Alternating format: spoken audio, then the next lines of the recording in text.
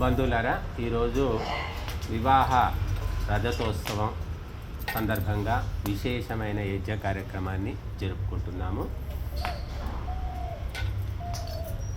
జననము మరణము ఈ రెండింటి మధ్య ముఖ్యమైనటువంటి మలుపు ఏమిటంటే వివాహం. జననము మనకు తెలియదు, మరణం కూడా ఎవరికి తెలియదు. ఎవరికైనా కొంత తెలిస్తే తెలియవచ్చు, కానీ మరణానికి సమయం ఏమీ ఉండదు. మనం ఎన్నుకున్నట్టు మరణం ఉండదు, మనం ఎన్నుకున్నట్టుగా జననం ఉండదు. కానీ వివాహము మనకు నచ్చినట్టుగా మెచ్చినట్టుగా మనం ఉన్న తెలివిని బట్టి అప్పుడు చేసుకోవచ్చు. వివాహంలో మాత్రం మనకు ఐచ్ఛికం అంటే చాయిస్ అనేది ఉంది. చేసుకోవాలా వద్దా అనేది ఆలోచించుకొని ఎన్నో సంబంధాలు చూసి కూడా చేసుకుంటూ ఉంటారు.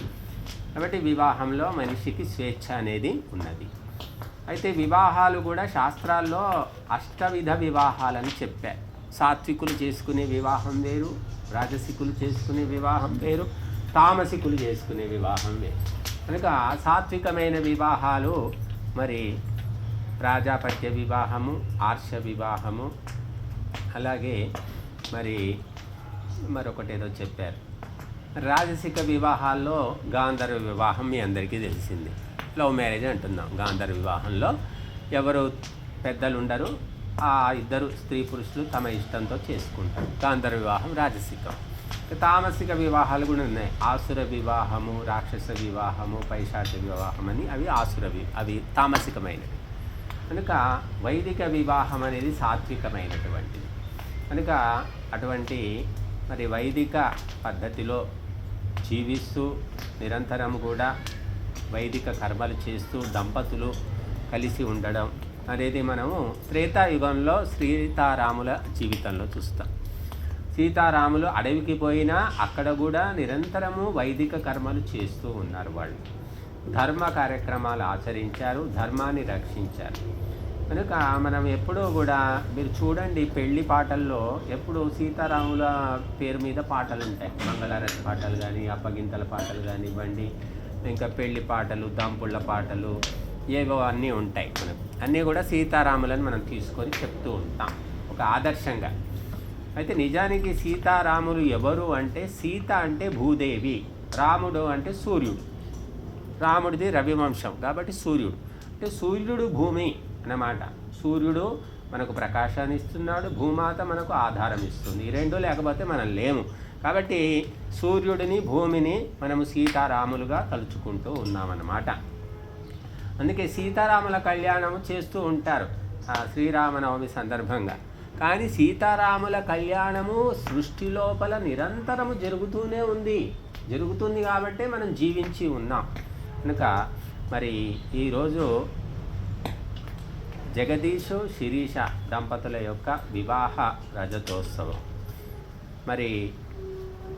కలిసిమెలిసి ఉండడం అనేది అనేక చోట్ల అవసరం అవుతుంది మనిషికి. కేవలం భార్యాభర్తలే కలిసి ఉంటారని కాదు, అనేక సందర్భాలలో ఇద్దరు వ్యక్తులు, స్త్రీ పురుషులు కావచ్చు, ఇద్దరు స్త్రీలు కావచ్చు, ఇద్దరు పురుషులు కావచ్చు, కలిసి ఉంటే ఆ వ్యవస్థలు నడుస్తాయి. బస్సులో తీసుకుంటే డ్రైవరు కండక్టర్ అవసరమే. ఒక్కోసారి డ్రైవర్ ఒక్కడే కండక్టర్ డ్యూటీ చేయిస్తున్నారు, కానీ దానివల్ల నష్టాలు వస్తున్నాయని తెలుసుకుంటున్నారు. రాష్ట్రపతి ఉంటే ప్రధానమంత్రి ఉండాల్సిందే, అలాగే రాజు ఉంటే రాణిగారు ఉండాల్సిందే, బ్రాహ్మణుడు ఉంటే క్షత్రియుడు ఉండాల్సిందే, గురువు ఉంటే శిష్యుడు ఉండాల్సిందే, డాక్టర్ ఒక్కడుంటే సరిపోదు, పేషెంట్ కూడా అవసరం డాక్టర్. అలాగా ఈ ప్రపంచము ఇద్దరితో నడుస్తూ ఉందని శాస్త్రాలు చెప్తున్నాయి. ద్వంద్వాలతో అంటే జంటతో నడుస్తుంది ఈ ప్రపంచంలో భగవంతుడు ఒక్కడే నడిపించట్లేదు. భగవంతుడు ఒక్కడుంటే ఏమీ ఒరిగేది లేదు, జరిగేది లేదు. ప్రకృతి అవసరము, పరమాత్మతో పాటు ప్రకృతి అవసరము, భూమాతతో పాటు సూర్యుడు అవసరము, శరీరంతో పాటు మనస్సు అవసరము. రెండు జంటలుగా ఈ ప్రపంచం నడుస్తూ ఉంది. అందుకే రాగద్వేషాలు అంటారు. ద్వంద్వాలు, రాగం ఉంటే ద్వేషం ఉంటుంది, ద్వేషం ఉంటే రాగం ఉంటుంది, ఉపేక్షాభావం ఉంటే ఏది ఉండదు. కాబట్టి ఈ ద్వంద్వాలను జయించాలి. అది యోగంలో మనం సాధన చేస్తాం. కనుక ద్వంద్వాలతోటి ప్రపంచం నడుస్తూ ఉందని శాస్త్రాలు చెప్తూ ఉన్నాయి. కనుక భార్యాభర్తలు అనేటటువంటి జత అనేది ఈ ప్రపంచానికి అవసరమైనటువంటిది. బ్రహ్మచర్యాశ్రమము, గృహస్థాశ్రమము, వానప్రస్థము, సన్యాసం అన్నిట్లో ఒంటరిగా ఉంటాడు మనిషి. చూడండి, ఒక్క గృహస్థాశ్రమంలోనే ఇద్దరు ఉంటారు. బ్రహ్మచర్యంలో ఒంటరిగా చదువుకుంటాడు, వానప్రస్థంలో ఒంటరిగా తపస్సు చేసుకుంటాడు, సన్యాసంలో ఒంటరిగా ధర్మ ప్రచారం చేస్తూ ఉంటాడు. భార్య స్త్రీతో సాంగత్యం ఉండదు. అందుకే పోతన్న ఒక చిన్న పద్యంలో చెప్పేశాడు, ఈ 4 ఆశ్రమాలు ఏమిటి? వ్రతము మానదగదు వడుగు కుర్రనికిని, క్రియలు మానదగదు గృహగతునికి, తపసి కూరనుండదగదు సన్యాసికి, తరుణి తోడి పొత్తు తగదు అని 4 ముక్కల్లో 4 ఆశ్రమాల గురించి చెప్పాడు. బ్రహ్మచారి ఏం చేయాలి అంటే వ్రతాలను అనుష్ఠానం చేసుకుంటూ ఉండాలి. గృహస్థుడు ఏం చేయాలంటే కర్మలు చేస్తూ ఉండాలి. కర్మలు అంటే వైదిక కర్మలు, నిత్యము నైమిత్తికము కామ్యకర్మలు చేస్తూ ఉండాలి. వానప్రస్థి ఏం చేయాలంటే అడవిలో పోయి తపస్సు చేసుకుంటూ ఉండాలి. సన్యాసి ఏమి చేయాలి అంటే నిరంతరము ధర్మ ప్రచారం చేస్తూ ఉండాలి, స్త్రీ సాంగత్యంతో ఉండకూడదు అని చెప్పారు. కాబట్టి మరి కేవలం గృహస్థుడికి మాత్రమే ధనాన్ని సంపాదించి జమ చేసే అధికారం ఉంది మన శాస్త్ర ప్రకారం. మిగతా వాళ్ళకు డబ్బు అవసరం లేదు, అటువంటి వ్యవస్థ ఉండేటప్పుడు. ఇక వర్ణాల లోపల డబ్బు ఎవరు సంపాదించాలంటే బ్రాహ్మణుడికి అధికారం లేదు, క్షత్రియుడికి లేదు, శూద్రుడికి లేదు. కేవలం వైశ్యుడు మాత్రమే ధనాన్ని సముపార్జించాలి, అందరికీ దాన్ని వితరణ చేయాలి. ఆ విధంగా వర్ణ ఆశ్రమ వ్యవస్థ మనకు ఉండేది. మరి స్త్రీలు పురుషులు ఇద్దరూ కలిసి ఉండడం అనేది ఒక విచిత్రం. ఏమిటంటే ఇద్దరూ మానవులే అయినప్పటికీ మనస్తత్వాలు వేరు, శరీర రచన వేరు, శరీర ధర్మాలు వేరు. అనుకుంటాం ఇద్దరు మనుషులే కదా అనుకుంటాం, కానీ ఆకాశానికి భూమికి ఉన్నంత తేడా ఉంటుంది. అది సూర్యుడు భూమి రెండు లేకుంటే ప్రపంచం నడవదు. కానీ సూర్యుడేమో నక్షత్రము, భూమి ఏమో ఒక గ్రహం. చూడండి, అక్కడే తెలిసిపోతుంది డిఫరెన్స్ అనేది. కానీ ఆ రెండు కలిస్తేనే ఈ ప్రపంచం నడుస్తుంది. కాబట్టి ఈ వైరుధ్యాలు, వైచిత్ర్యాలు ఉన్నటువంటి స్త్రీలు పురుషులు ఇద్దరూ కలిసి భార్యాభర్తలుగా కలిసి ఉండడము, చివరికి తల్లిదండ్రులుగా సంతానాన్ని పెంచి పెద్ద చేయడము, ఇదంతా కూడా ఒక దీక్ష, ఒక తపస్సు అని చెప్పుకోవచ్చు. పరస్పర అవగాహనతో నడవాలి. కనుక స్త్రీల తత్వము పురుషులు తెలుసుకోవాలి, పురుషుల తత్వము స్త్రీలు తెలుసుకోవాలి. రెండు తత్వాలు విభిన్నమైనవి. కాకపోతే మానసికంగా మాత్రం, అందుకే మనము ఒక మంత్రం చెప్తాం వివాహంలో. ఒక మంత్రం, ఆ మంత్రంలో ఏం చెప్తామంటే మనం ప్రజాపతిష్ట్వా నియునక్తు మహ్యం అంటాం చివర్లో. అదే మంత్రము ఉపనయనంలో కూడా మనం చెప్తాం, గురువు శిష్యుడు చెప్తారు. అదే మంత్రం ఒక్కటే మారుతుంది. అక్కడ ప్రజాపతి అని చెప్తారు, ఇక్కడ బృహస్పతి. గురు శిష్యులకేమో బృహస్పతి, మరి భార్యాభర్తలకేమో ప్రజాపతి అని చెప్తారు. ఏమిటి మంత్రం చెప్తుందంటే మనసా వాచా కర్మణ మేము పరస్పరము ఒకరికి ఒకరు సహయోగం చేసుకుంటూ మేము జీవితాన్ని గడుపుతాము. గురువు ఏదో నోటుకొచ్చింది చెప్పుకుంటూ పోతే శిష్యుడికి అర్థం కాదు. శిష్యుడి మైండ్ సెట్టింగ్ ఏంటో తెలుసుకోకుండా గురువు నాకు తెలుసు నేను చెప్పుకుంటూ పోతా అంటే వాడికి ఏం అర్థమవుతుంది? అతని స్థాయి ఏమిటో తెలుసుకొని అంత అక్కడి నుంచే చెప్పాలి. రోగిని అర్థం చేసుకోకుండా వైద్యుడు వైద్యం చేస్తే ఏమవుతుంది? నష్టమవుతుంది. కాబట్టి రోగికి మందు పడుతుందా, అతని రోగం ఏ స్థాయిలో ఉంది తెలుసుకో. అలాగా భార్యాభర్తలు కూడా పరస్పర అవగాహనతో మెలగాలి అని చెప్పి శాస్త్రాలు చెబుతూ ఉన్నాయి. ఇంకా స్త్రీ పురుషుల మనస్తత్వాలు అనేవి చాలా విచిత్రమైనటువంటివి. అవి అర్థం చేసుకోకుండా వ్యవహారం చేస్తే ఆ సంసారంలో నిరంతరము అశాంతి ఉంటుంది, దుఃఖం ఉంటుంది, బాధలు ఉంటాయి, కష్టాలు ఉంటాయి. చిట్ట చివరికి సంసారము స్వర్గమని వేదం చెప్తోంది, అది అసత్యమైపోయి నరకంగా మారిపోతుంది. కాబట్టి అటువంటి మనస్తత్వ శాస్త్రము ఈనాడు చెప్పేవాళ్ళు లేరు, చేయించేవాళ్ళు లేరు. మనం ఈనాడు ఎంఏలు చదువుతున్నారు, ఎంఎస్సీలు, బీకామ్లు చదువుతున్నారు, అక్కడెక్కడ మనస్తత్వ శాస్త్రం లేదు, ఎక్కడ ఆరోగ్య సూత్రాలు లేవు. ఆరోగ్యం బాగాలేకుంటే ఎలా బాగు చేసుకోవాలో ఎక్కడ మనకు కనపడదు సైన్స్ మరి చదువుల లోపల. ఇక స్త్రీ పురుషుల తత్వాల గురించి అసలే తెలియదు, సైకాలజీయే తెలియదు. అందువల్ల అనేక మంది నాడు మనం చూస్తున్నాం ఎంఎస్సి ఎంకామ్లు చేసిన వాళ్ళు వివాహం చేసుకొని విచ్ఛిన్నమైపోతూ ఉన్నారు. ఎందుకంటే మానవ మనస్తత్వం ఎలా ఉంది తెలుసుకునే వీలు లేదు, తెలుసుకొని తదనుగుణంగా నడుచుకుందామనే ఓపిక కూడా లేదు. కాబట్టి ఈరోజు మరి శిరీష జగదీష్ దంపతులు మరి భార్యాభర్తలు అంటే కేవలం సుఖమే ఉండదండి, దుఃఖాలుంటాయి, రోగాలుంటాయి, బాధలుంటాయి, అప్పులుంటాయి, సొప్పులుంటాయి, వచ్చిపోయే బంధువులు ఉంటారు, చుట్టాలు, మిత్రులు, మరి ఎన్నో రకాల సంబంధాలు, అటుపక్క అత్తగారిల్లు, ఇటు అమ్మగారిల్లు, ఎన్నో రకాలైనటువంటి గజిబిజి గందరగోళంలో అష్టావధానంలాగా ఉంటుంది సంసారం అనేది. ఎవ్వరిని నొప్పించక తానవ్వక తప్పించుకు తిరుగువాడు ధన్యుడు సుమతి అన్నట్టుగా ఎన్నో నిజాలు తెలిసినప్పటికీ కూడా అన్నీ మింగేసుకొని ఎక్కడ ఎలా మాట్లాడాలో అలా నడవవలసి ఉంటుంది. ముఖ్యంగా మహిళకు ఒక పరీక్ష, పురుషులకు పెద్ద పరీక్ష ఉండదు. వాళ్ళు ఏంటంటే పొద్దున్న లేచి ఎటో పని మీద బయటికి వెళ్ళిపోతారు. కాబట్టి మహిళకు మాత్రం చాలా గొప్ప పరీక్ష. అందుకే గృహిణి గృహముచ్యతే అని చెప్పారు. ఇల్లాలే ఇల్లు, ఇల్లు వేరు ఇల్లాలు వేరు కాదు. ఇంటాయన ఉంటే ఇల్లు ఉన్నట్టు కాదట, ఇల్లాలుంటేనే ఇల్లున్నట్టు అని అలా అంత స్పష్టంగా చెప్పారు. కాబట్టి ఇల్లు ఒక పద్ధతిగా ఉండాలంటే ఇల్లాలు ఉండాలి. అందుకే కోడలు నలుపు అయితే కులమే నలుపు అన్నారు. అక్కడ అర్థమే నలుపు అంటే రంగు నలుపు అని కాదు, క్యారెక్టర్ అన్నమాట. కోడలు క్యారెక్టర్ బాగా లేకపోతే కులమే చెడిపోతుంది. ఒక్క మహిళ సరిగ్గా లేకపోతే వంశమే నాశనమైపోతుంది.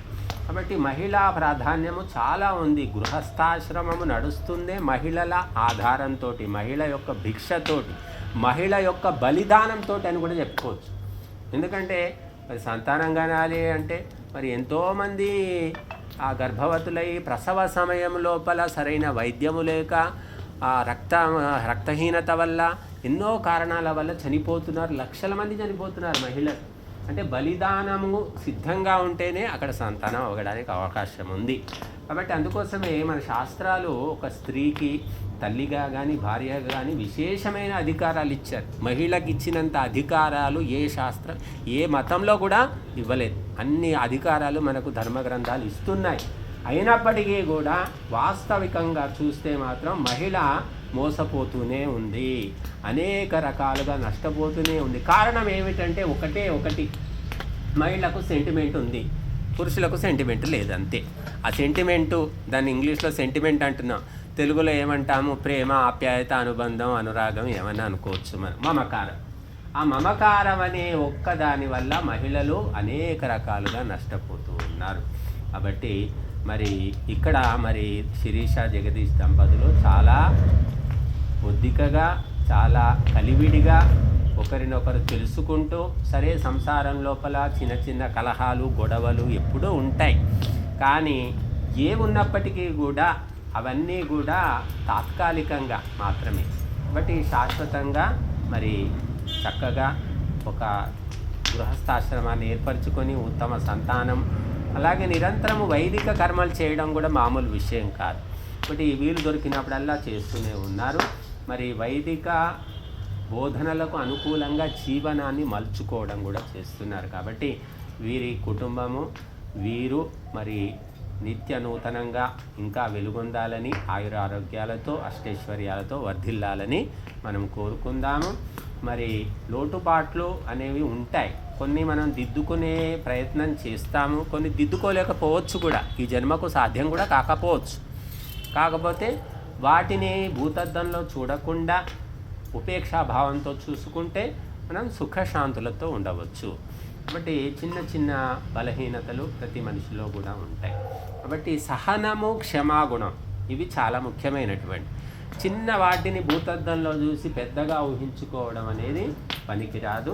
కాబట్టి ఎంతోమంది ఆ చిన్న చిన్న పొరపాట్లు చేయడం వల్ల నష్టపోతూ ఉంటారు.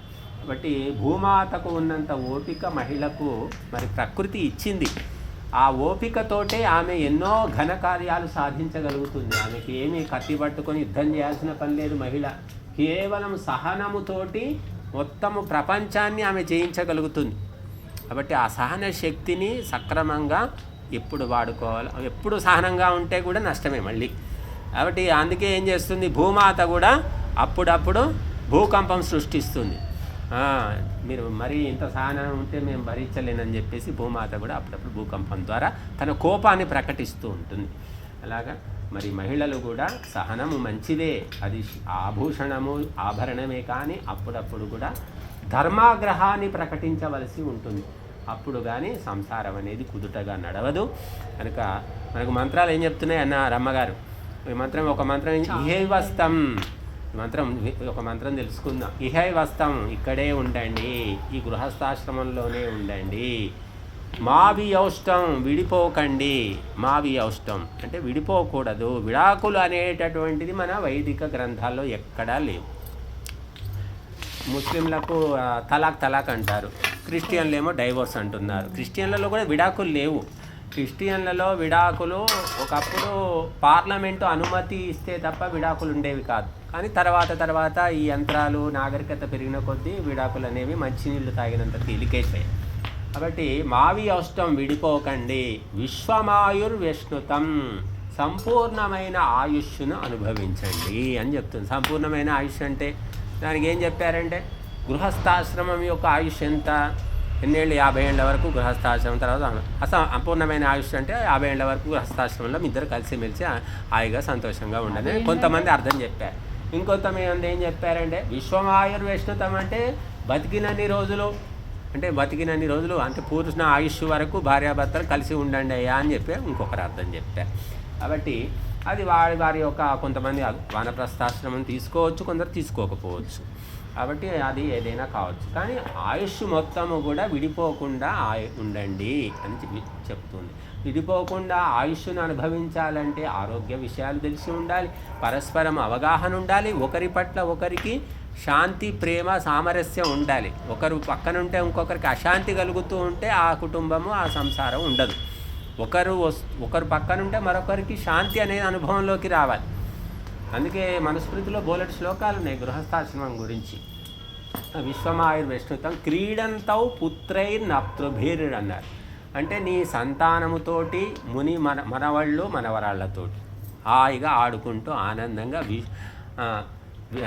క్రీడంతౌ పుత్రైర్నప్తృభిర్ మోదమానౌ స్వస్థకౌ, చక్కగా సంతోషంగా సొంత ఇంటి లోపల మీరు ఉండండి అని మంత్రం చెప్తుంది. మనవాళ్ళు మనవరాళ్లతో కూడా సుఖ సంతోషాలతో ఉండమంటుంది. అంటే కొడుకులు అంత అక్కడితో కాకుండా గృహస్థాశ్రమం అంటే మనవాళ్ళు మనవరాళ్ళు, తాత, నాయనమ్మ, అమ్మమ్మ అవొకటి ఉంది, మళ్ళీ కర్తవ్యాలు. కాబట్టి విశ్వమాయుర్వ్యశ్నుతం స్వస్థకౌ అంటే చక్కటి ఇంటి లోపల మోదమానౌ చాలా సంతోషంగా ఉండండి అని చెప్తుంది మనకి మంత్రం. కాబట్టి విడిపోవడం అనేది లేదు. కాబట్టి వివాహం చేసుకునేటప్పుడే 100 సార్లు ఆలోచించి చేసుకో అని ఆ ఎన్నిక కూడా మహిళకు అప్పచెప్పింది వేదం. స్వయంవరం అంటాం. స్వయంవరం అంటే భర్త భార్యను ఎన్నుకోడండి, భార్యనే భర్తను ఎన్నుకుంటుంది. నువ్వు ఎన్నుకున్నావు కాబట్టి అది నీ కర్మ, కాబట్టి నోరు మూసుకొని పడుండు, నువ్వే ఎన్నుకున్నావు కదా, నీ సెలక్షన్ కాబట్టి అని కూడా అందులో శాసనం అన్నమాట. అంటే మహిళ యొక్క ఎన్నిక అనేది తిరుగులేనిది. కాబట్టి వివాహ స్వయంవరానికి పురుషులంతా, రాజులంతా పోయేవాళ్ళు. అందరు 50 మంది 60 మంది రాజులు పోతే ఆ మహిళామణి, ఆ రాజకుమారి ఎవరి మెడలో దండ వేస్తే వాళ్ళంతా నోరు మూసుకొని మిగిలిన వాళ్ళంతా మమ్మల్ని ఎందుకు దండ వేయలేదు, మమ్మల్ని అవమానించిందని ఫీల్ కాకుండా అక్షింతలేసి పోవాలన్నమాట. అంటే అంత ప్రాధాన్యము మహిళ యొక్క ఎన్నికకు ఇచ్చేవాళ్ళు. ఇప్పుడు ఎక్కడుంది, నాన్నకు నచ్చిండే, నాన్న ఇష్టపడుతున్నాడు, నాకు నచ్చలేదంటే ఏమైనా సరే నాన్న ఇష్టపడుతున్నాడు, చాలా బాగుంది సంబంధం, నోరు మూసుకొని చేసుకో అని ఇలాగా ఒత్తిడి తెచ్చి మహిళలకు పెళ్లి చేస్తూ ఉన్నారు. అదే మహిళ స్వయంగా తన ఇష్టంతో చేసుకుంటే అది కష్టమైనా క్లిష్టమైనా సరే భరిస్తూ ఉంటుందన్నమాట. కాబట్టి ఇది మహిళ యొక్క మనస్తత్వం కాబట్టి అది మహర్షులు తెలుసుకొని ఆ పద్ధతిని మనకు ఏర్పాటు చేశారు స్వయంవరం. కాబట్టి స్వయంవరంలో ఒకసారి ఎన్నుకున్నాక మళ్ళీ వదిలేయడము లేదు. అందుకోసమే ఎన్ని కష్టాలు వచ్చినా సీతమ్మ మరి రాముడిని వదిలిపెట్టలేదు. అలాగే కృష్ణుడు, రుక్మిణి కూడా మనం చూస్తాం. దేవతలందరూ కూడా భార్యాభర్తలతోటి గృహస్థులుగా కనిపిస్తారు. త్రిమూర్తులు అంటున్నాం మనం. త్రిమూర్తుల్లో బ్రహ్మచారులు ఎవరు లేరు. బ్రహ్మకు సరస్వతి, విష్ణువుకు లక్ష్మి, శివుడికి పార్వతి. అలాగా బ్రహ్మచారి అంటే కేవలము ఒక్క హనుమంతుడి గురించి చెప్తారు. కానీ హనుమంతుడికి కూడా మళ్ళీ సువర్చలా కళ్యాణం అని చేస్తూ ఉన్నారు. ఎందుకంటే ఆ ఒంటరిగా ఉన్న వాళ్లకు మర్యాద లేదు, విలువ లేదు. ఎవడు పట్టించుకుంటాడు ఒంటరిగా ఉంటే? చెప్పండి. ఒంటరిగా ఉన్న ఇంటికి ఏ బంధువులు రారు, చుట్టాలు, వాడే వండుకొని తినేది కష్టం, వాడు మనకేం చేసి పెడతాడు అనేది సహజంగా తెలిసిపోతుంది. కాబట్టి ఎవరు పోరు కూడా ఆ ఇంటికి. కాబట్టి హనుమంతుడికి కూడా మరి పూజ జరగాలి, యోగ్యత రావాలంటే ఆయనకు ఒక భార్యను కల్పించారు. ఎవరు సువర్చల అంటే బ్రహ్మచర్యంలో ఉన్న తేజస్సుకే సువర్చల అంటే సువర్చస్సు అనమాట. ఆ వర్చస్సును ఒక భార్యగా కల్పించి ఆయనకు కూడా పెళ్ళని చేస్తూ ఉన్నారు అనమాట. బట్టి మరి బ్రహ్మచారికి యోగ్యత ఉండదు, బ్రహ్మచారిని ఎవరు కూడా దగ్గరికి రానివ్వరు, బ్రహ్మచారిని పట్టించుకోరు. వీడు బ్రహ్మచారి శతమర్కట అంటారు. అంటే బ్రహ్మచారి 100 కోతులతో సమానం, కోతి బుద్ధి ఎప్పుడేం చేస్తాడో తెలియదు, కాబట్టి నమ్మరన్నమాట.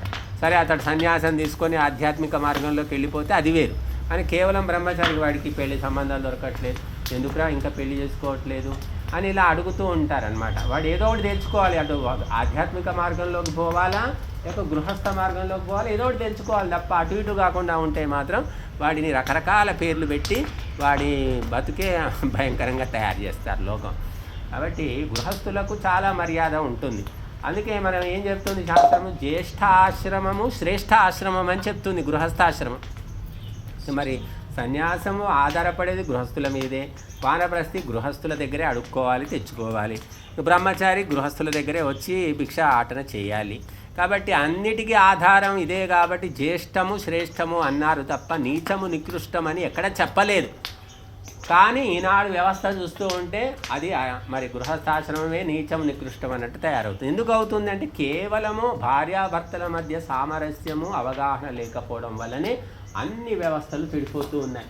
ఇది చాలా ప్రధానమైన విషయం అని ఎవ్వరూ తెలుసుకోవడం లేదు. అటువంటి చదువులు లేవు, అటువంటి అవగాహన లేదు, అలా ప్రేరణ ఇచ్చేవారు లేరు, ఉపదేశించేవారు లేరు. అందుకే వివాహం చేసుకోవడం 2 రోజుల్లో విడిపోవడం. secondmarriage.com అని మనకు ఒకటి మ్యారేజ్ బ్యూరోనే ఉంది. కాబట్టి భార్యాభర్త కలిసిమెలిసి ఉండి ఉత్తమ సంతానాన్ని తయారు చేయడము, మరి మానవులుగా తమ కర్తవ్యాలను నిర్వహించుకోవడము, ధర్మ అర్థ కామ మోక్షాలను సాధించడము అనేది గొప్ప దీక్ష, గొప్ప తపస్సు. అది కేవలం గృహస్థులు అంటే ఏదో మేకప్ చేసుకొని స్విగ్గీ జొమాటోలో ఏదో తెచ్చుకొని ఉద్యోగం చేసుకొని తినేయడం కాదు. దాన్ని గృహస్థాశ్రమం అనుకుంటున్నారు చాలామంది ఈనాడు. కాబట్టి తనతో పాటు ఎంతోమందిని పోషించాలి, బ్రతికించాలి, మరి ఉత్తమ మానవులను తయారు చేయాలి. ఇక్కడ మనకు ఒక ఉత్తమ మానవుడు ఎలాగో తయారయ్యాడు. కాబట్టి మరి ఒక్కరు చాలు. రాముడు ఒకడు పుట్టి రవికులం ఈడేర్చే, కురుపతి ఒకడు పుట్టి కులము చెరిచే. కాబట్టి ఒక్కడే నాశనం చేస్తాడు, ఒక్కడే బాగు చేస్తాడు. కాబట్టి ఒక వ్యక్తిని మనము సక్రమంగా తయారు చేయగలిగితే మన గృహస్థాశ్రమము ధన్యము, ఆ వంశం కూడా ధన్యము. కాబట్టి మరి ఈ దంపతులు ఇలాగే ఇంకా స్వర్ణోత్సవాలు, వజ్రోత్సవాలు కూడా చేసుకొని మరి రికార్డ్ బ్రేక్ చేయాలని, అది ప్రపంచానికి బంధుమిత్రులందరికీ ఆదర్శంగా ఉండాలని, ఆ శక్తియుక్తులు భగవంతుడు ఇవ్వాలని కోరుకుందాం. పెళ్లి రోజు సప్తపదియా అంటే